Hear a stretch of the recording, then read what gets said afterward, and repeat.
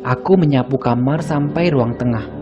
Saat aku hampir membuka pintu, tiba-tiba dari jendela ruang tengah, aku melihat sesuatu yang berayun di tali jemuranku.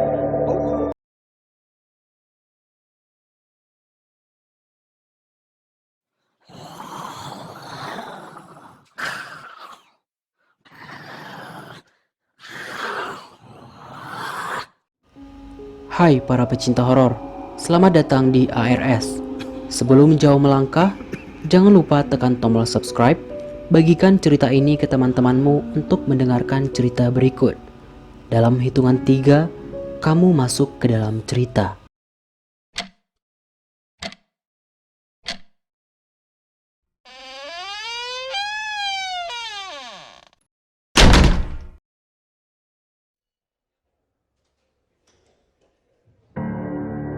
Kain putih panjang yang berayun seolah ada angin.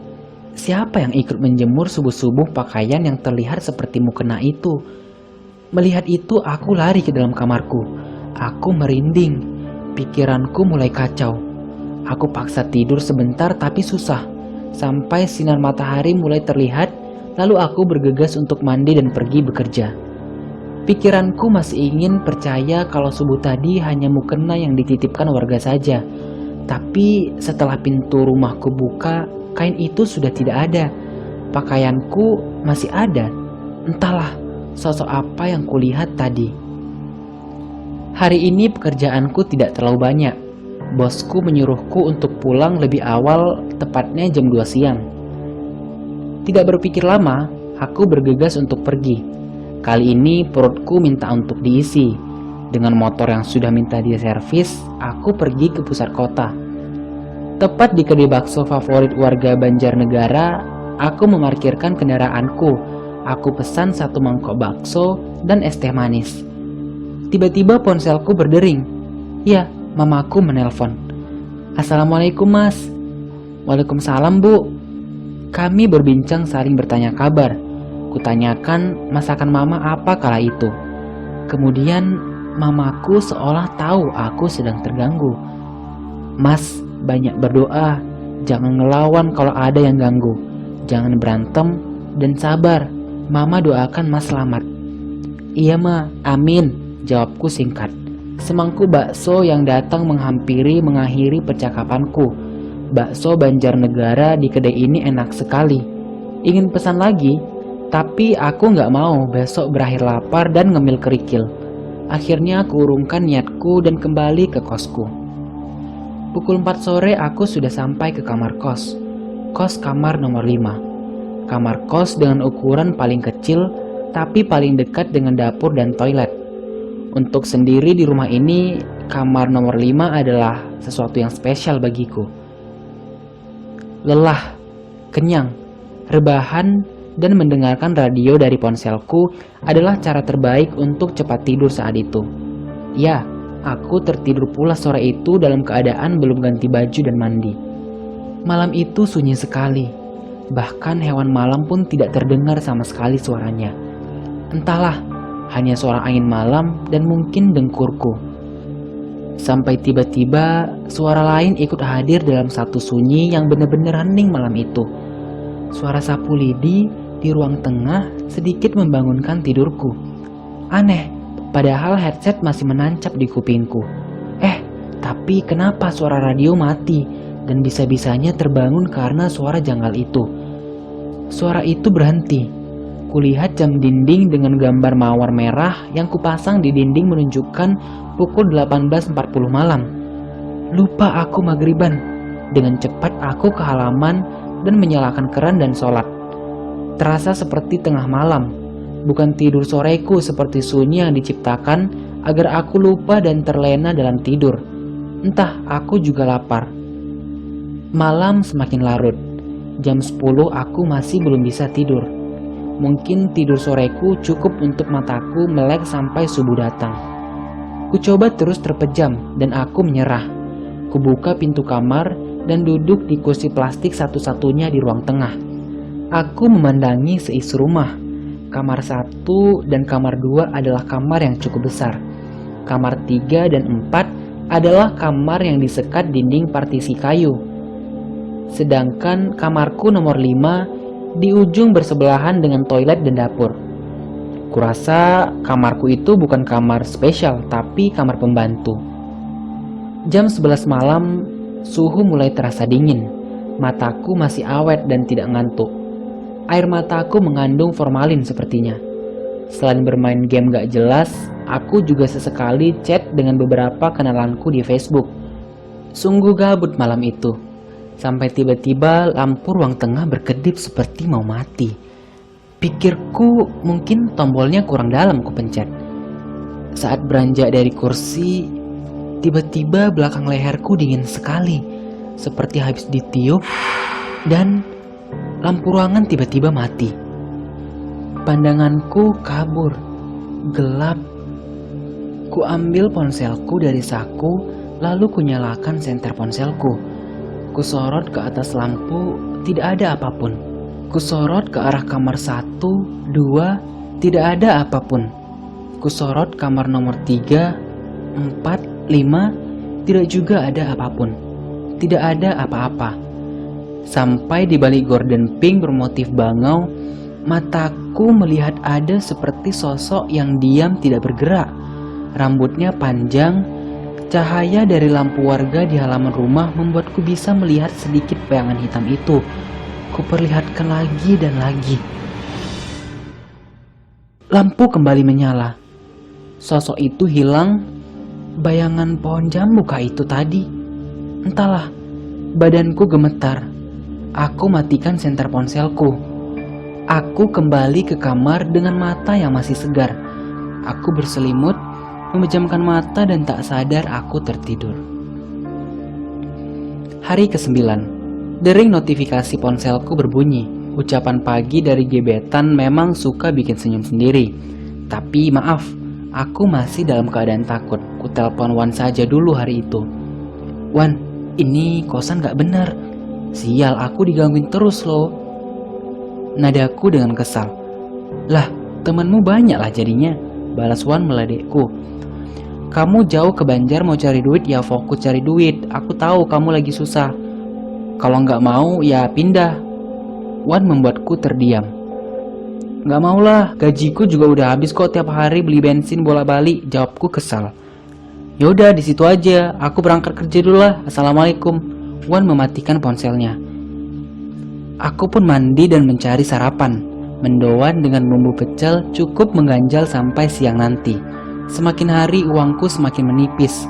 Apalagi Wan yang tadinya kupikir bakal bisa menghemat pengeluaranku, malah sudah dapat pekerjaan lain yang dia incar selama ini. Anak kos menunggu gaji pertama memang sesuatu rasanya. Sepulang bekerja seperti biasa, motorku kuparkirkan di dalam garasi rumah Bu Sum. Karena tiba-tiba aku ingin buang air kecil, aku mengetuk pintu rumah Bu Sum. Assalamualaikum. Bu Sum belum juga membuka pintunya. Waalaikumsalam mas, ada apa? Tanya Bu Sum tersenyum. Maaf, boleh pinjam toiletnya Bu? Pintaku dengan senyum menahan hasrat ingin buang air kecil. Boleh di belakang belok kiri mas. Aku berjalan cepat menutup pintu kamar mandinya. Lega rasanya. Saat ku buka pintu kamar mandi itu, aku seperti mencium bunga-bunga yang cukup wangi. Gak mungkin Badanku sudah bau keringat, tapi karena buru-buru aku cepat beranjak keluar dan terlihat Bu Sum sudah menunggu sambil membawa kresek hitam. Mas, ini kue pasar, dimakan ya, ucap Bu Sum ramah sekali. Bahagianya dalam hatiku karena Bu Sum merupakan ibu kos idaman buat penghuni miskin sepertiku sekarang. Gerimis datang, aku cepat berjalan dan berlari sedikit untuk cepat sampai ke rumah kos. Saat aku sampai di halaman rumah, tak sengaja aku melihat kue apem dan getuk yang sama seperti ku bawa sekarang dan ada di bawah pohon jambu. Kok ada yang membuang kue busum, padahal aku makannya selalu enak. Mungkin bisa juga memang terjatuh dan enggan untuk diambil kembali. Mungkin. Gerimis menjadi hujan, hujan menjadi kesepian. Begitulah mirisnya aku malam itu. Selesai mandi, aku dikejutkan dengan kebocoran dari genting ruang tengah yang cukup deras. Astaga, ada-ada aja cobaan, ucapku dalam hati. Ku ambil ember di kamar mandi dan aku tadahkan untuk menampung air hujan yang masuk ke ruang tengah itu.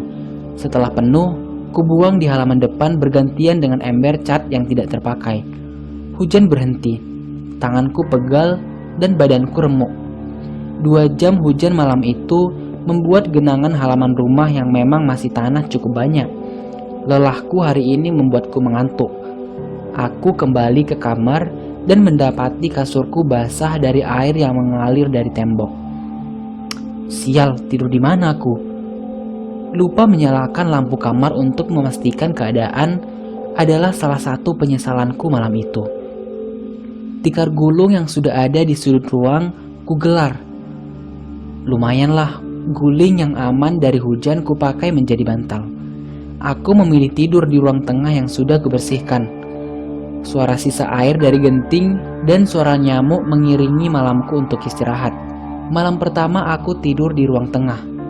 Makin tenang pikiranku, makin teringat sosok hitam yang semalam di balik gorden. Sengaja aku membalikkan badanku dari jendela itu. Padahal lelah sekali, remuk sekali badanku, tapi pikiranku membuatku makin susah untuk tidur. Kadang kupikirkan hal lain yang lebih menarik, seperti jadi orang kaya. Akhirnya aku sering menguap, mataku berair, dan aku beranjak lelap. Suara tetesan hujan mengantarkanku dalam tidur yang lebih dalam, semakin dalam, sampai mulai samar terdengar, dan badanku susah digerakkan. Mataku terbuka, mulutku terkunci, aku ketindihan. Kubacakan ayat-ayat Al-Quran dalam hatiku. Ku coba terus menggerakkan badan dan susah. Aku mulai mencoba tenang. Badanku seperti kesetrum. Dari kepala sampai kaki berpindah-pindah getarannya. Dan setelah itu aku mendengar suara perempuan. Bukan, ini suara seorang ibu yang bernyanyi. Suaranya merdu, mendayu, tapi hanya terdengar dari belakang badanku. Dulu saat kecil aku sudah terbiasa dengan ketindihan ini. Ibuku bilang, jangan takut, banyakkan berdoa. Jangan paksa badan bergerak, rileks dan tetap tenang. Aku mencobanya, aku praktekkan, aku mempraktikannya. Sementara suara nyanyian Jawa itu mulai hilang. Badanku mulai bisa digerakkan sampai pada getaran kaki yang hilang. Aku masih terus berdoa sampai aku tertidur lagi. Hari ke-14. Badanku sakit. Gorden yang semalam tertutup terbuka lebar pagi itu. Entah apa yang aku lihat kalau badanku menghadap jendela dan aku ketindihan seperti semalam. Hari ke-10 sampai ke-13, aku memilih menginap di mes Wan yang terletak di Bawang. Di mes Wan aku masih ketindih pada hari ke-12, tetapi aku cepat sadar karena Wan langsung menabok kepalaku. Di hari 10 sampai 13 ini, aku merasa boros bensin dan kebetulan ada Wan di situ. Wan, pinjam duit kamu lagi lah, bokeh aku bensinku habis. Terang gamblang pintaku ke Wan. 35.000 aja lah ya, aku nggak ada lagi. Wan menjawab. Ya minta bapakmu loh, banyak duitnya kan, sindir aku. Ah mulutmu, bapakku yang kaya bukan aku.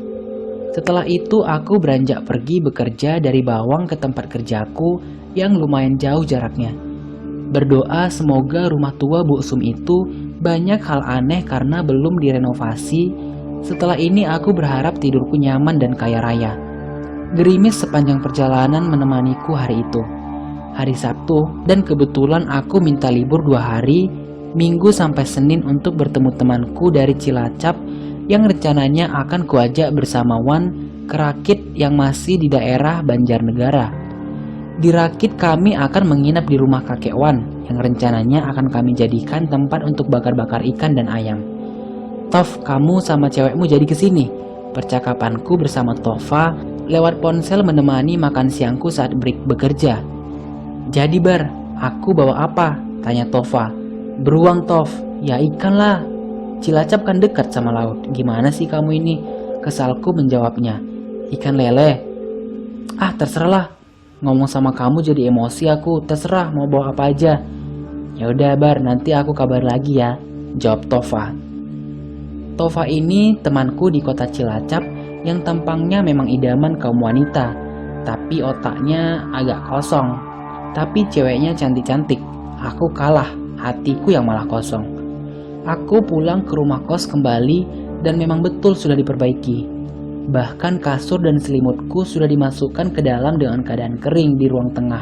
Baiknya ibu kosku, walaupun rumahnya tak sebaik Bu Sum. Hujan besar dan petir menghantuiku malam itu. Tapi beruntung, tidak ada kebocoran lagi. Hanya tetesan air kecil yang masuk dari sela genting yang kurang rapat. Hujan masih deras sampai aku mengantuk. Kuletakkan ponselku dan mulai mencoba untuk tidur. Walaupun niatku begadang karena besok libur, tapi dengan berbagai kejadian itu, rasanya tidur jadi hal yang paling menyenangkan. Mataku mulai terpejam. Rasanya nikmat sekali mendengarkan suara hujan di genting, dan angin yang kencang bertiup membuat dedaunan saling berbisik bertabrakan. Instrumen indah malam itu yang mengantar tidurku dengan cepat. Ponselku bergetar di meja kayu. Aku terbangun dan mulai mengecek siapa yang menelponku. Kubuka ponsel dan terlihat jam menunjukkan pukul 3 dini hari. Tidurku terganggu dengan 13 panggilan tak terjawab dari Tova temanku. Penasaran aku, lalu aku telepon balik si Tova. Ia tidak menjawab, padahal baru semenit dia menelponku terakhir. Karena malas juga dan masih mengantuk, ya sudah aku memutuskan untuk tidur kembali. Tapi tidak semudah itu. Ternyata kebelet pipis setelah bangun pagi itu memang menyebalkan. Kubuka pintu kamar lebar-lebar. Dengan cepat aku berjalan beranjak ke toilet yang untung dekat. Belum selesai aku dari toilet, aku dikagetkan dengan suara pintu kamarku yang terdengar jelas seperti dimainkan. Aku bergegas menyelesaikannya dan langsung mengecek apapun itu yang terjadi di kamarku. Aku takut kalau itu maling atau hewan seperti tikus dan lainnya. Saat aku melihatnya, pintu masih dalam keadaan terbuka seperti saat tadi aku beranjak. Tidak ada yang berubah. Kulangkahkan kakiku pelan menuju kamar, dan ponselku bergetar di meja. Astagfirullah, kaget, ucapku spontan. Tova kembali menelponku, dan kemudian aku angkat setelah mengeringkan tanganku yang basuh dengan handuk. Halo Tov. Tidak ada jawaban, tapi detik telepon berjalan menandakan kami tersambung. Tov? Halo Tov? Nadaku sedikit kukeraskan. Tidak ada jawaban sampai akhirnya muncul suara tangisan. Tangisan yang tiba-tiba dari saluran telepon itu. Tov! Tangisan malah semakin dalam, ditambah dengan sesenggukan dan sangat misterius. Tov! Woi! Budek ya malah nangis. Masih terdiam. Kemudian beberapa saat kemudian, tangisan itu berhenti. Hening dan 5 menit sudah durasi kami terhubung. Hanya suara sinyal seakan berdengung. Kutunggu suara Tova tanpa kutanya lagi. Kami saling berdiam dalam jalur yang sama. Kemudian, astagfirullah,